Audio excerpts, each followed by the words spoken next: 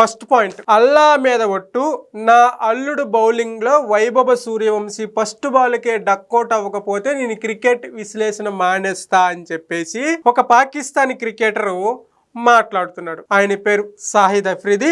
ఆయన అల్లుడు షాహీన్ అఫ్రిది బౌలింగ్ లో ఫస్ట్ బాల్ కే అవుట్ అవుతాడట. దీనిపైన మీ అభిప్రాయాన్ని కింద కామెంట్ రూపంలో తెలియజేయండి. ఇక రెండో పాయింట్, వైభవ్ సూర్యవంశీకి ఏమీ చేత కాదు, ఆయన అందరినీ మోసం చేసి బ్యాట్ లో స్ప్రింగులు పెట్టుకొని ఆడుతున్నాడు కాబట్టి బ్యాట్కు తగిలిన బాళ్ళు బౌండరీలు దాటుతున్నాయి, వెంటనే వైభవ సూర్యవంశీ బ్యాట్ ని చెక్ చేయాలి అని చెప్పేసి హింజమామ్ హుక్ మాట్లాడుతాడు. వస్తుందా? కోపం వస్తుందా? పెట్టండి. జై భారత్, జై టీమిండియా, జై వైభవ్ సూర్యవంశీ అని ఎంతమంది కామెంట్ పెడతారో చూద్దాం. ఇక మూడో పాయింట్, వైభవ సూర్యవంశీకి అంత స్ట్రైక్ రేట్ ఎలా వస్తుంది, అంత పవర్ ఎక్కడి నుంచి వస్తుంది?